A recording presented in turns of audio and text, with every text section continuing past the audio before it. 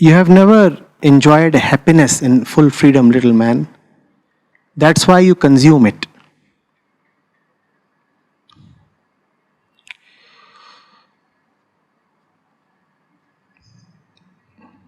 You take no responsibility for the preservation of your happiness.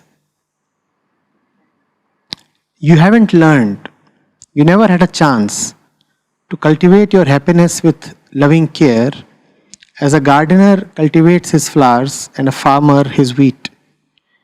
You consume your happiness.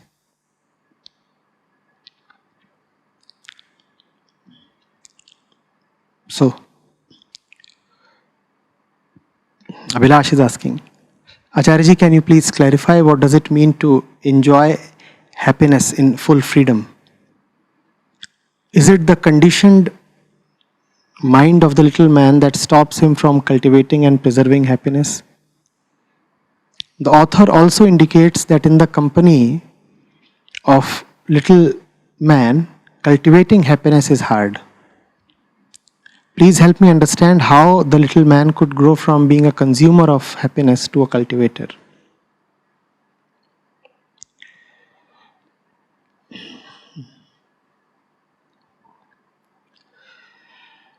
Happiness is a glimpse. Glimpse of what? Glimpse of absence of suffering. That's why we like happiness. That's why everybody says, I want to be happy. Why do we say we want to be happy? Because our default state is of suffering.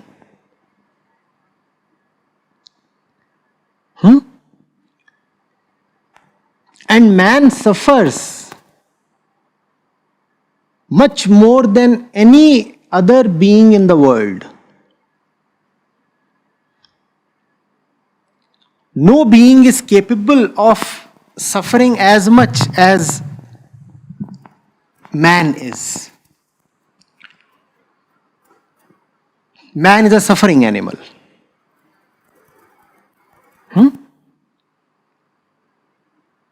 Other creatures have pain, but not so much suffering. To suffer, you require a consciousness with depth. Man has that.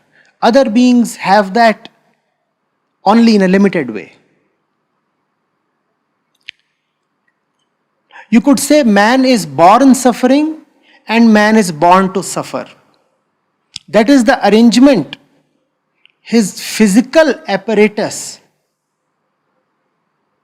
has ensured for him. Suffer.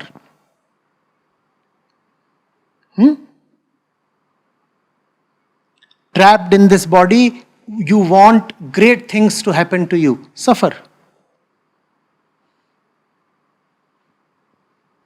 Confined to a little stretch of time, a little expanse of space, you want everything to be limitless. Now suffer. That which your consciousness wants militates against everything that your body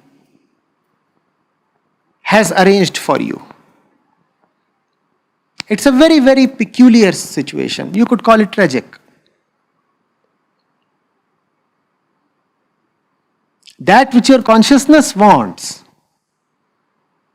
is not at all what your body is configured to give you. So the body gives you one thing, and what consciousness wants is not merely different, but dimensionally different. So man suffers. Because we suffer, therefore we are always hungry for happiness. That's why in the world of Homo sapiens, happiness is such a precious commodity. Everybody wants it, without exception. What do you want? Happy, happy. I want to be happy. Happiness sells. It doesn't matter what is being sold and where. If you just probe a little, you will find that happiness is being sold. Happiness is valuable for the human being because he is suffering. So far, so good. Now there is a glitch. What is the glitch?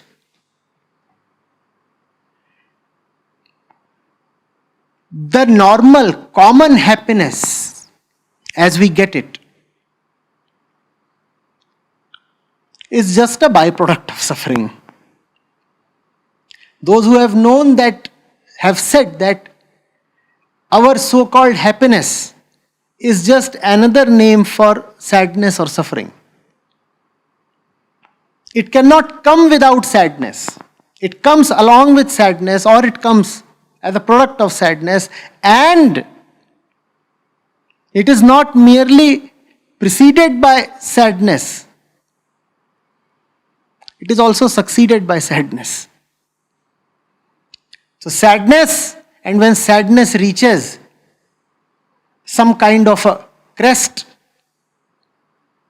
then the curve takes an inflection and there is a little happiness.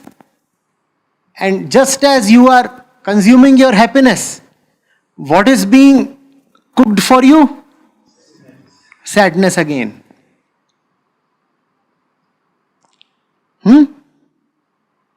So the happiness that we get is just a glimpse. It is just a glimpse. It is a valuable glimpse. Even if for a limited time, it still tells us that freedom from suffering is possible. It is a trailer. A 30-second trailer to a 3-hour movie. The thing is that trailers don't last long. And trailers are free. For the movie, you have to pay your way in.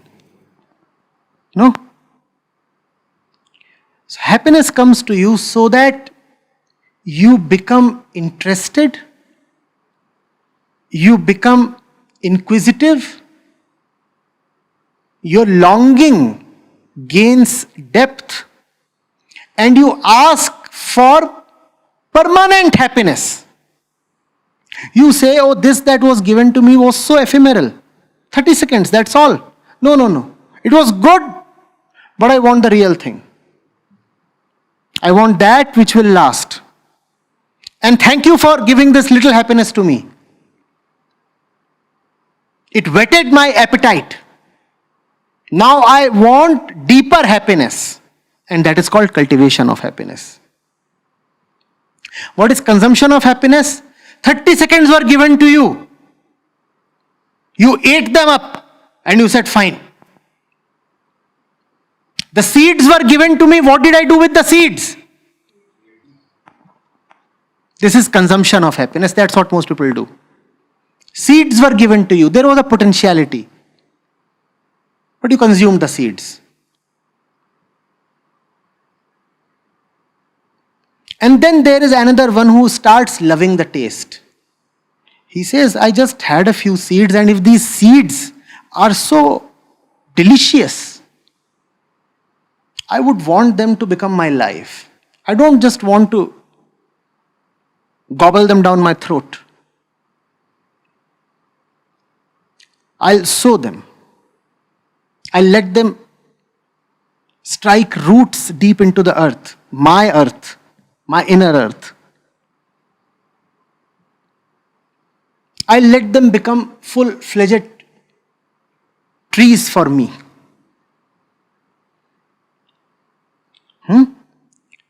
This cultivation of happiness is called, in classic parlance, as the pursuit of Anand. This consumption of happiness is called bhog, consumption of sukha.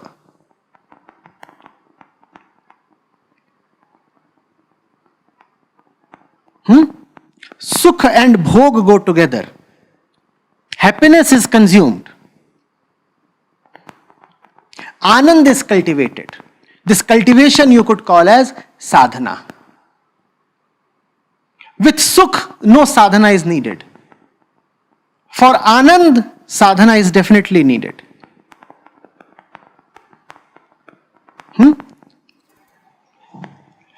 To make things clearer, you could say that our normal happiness is ephemeral and dualistic.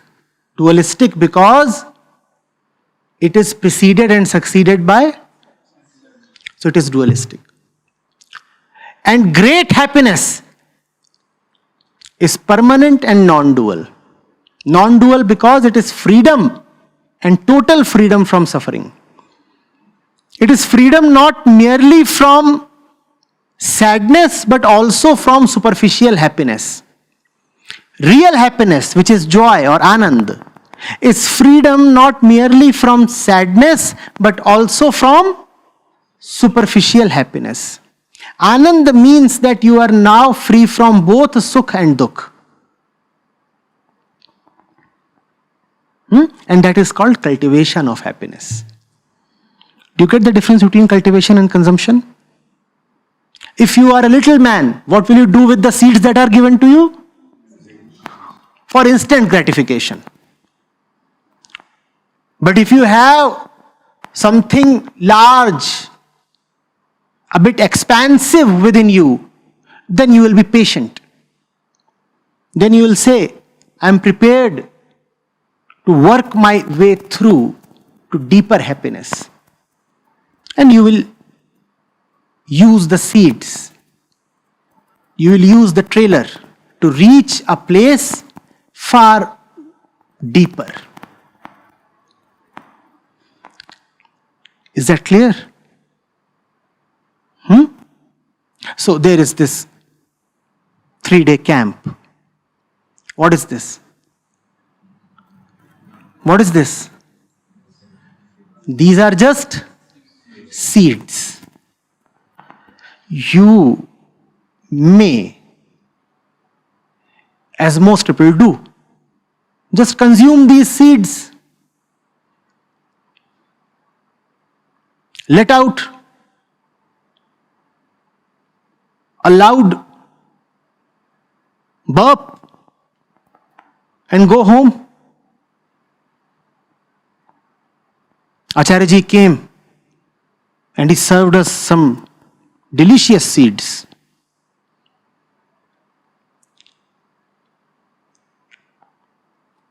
We put some sauce on them.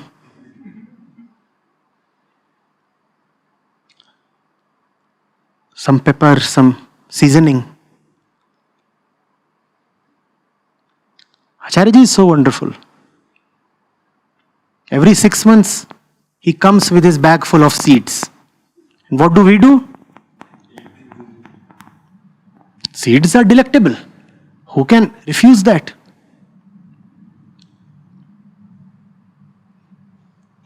And there would be the one odd person who would say, if the seeds are great, I don't want the matter to end here.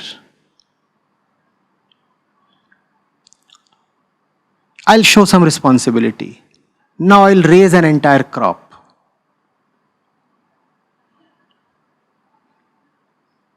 All thanks to the visitor that he introduced me to the taste, that he showed to me the possibility. But now the onus is on me. I will take things ahead from here.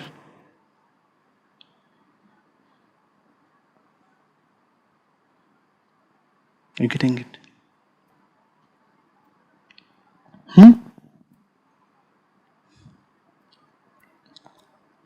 All good things can be utilized by you in these two ways. Because they are good, they can be instantly consumed. or because they are good, they can be further cultivated. Depends on how much you love yourself.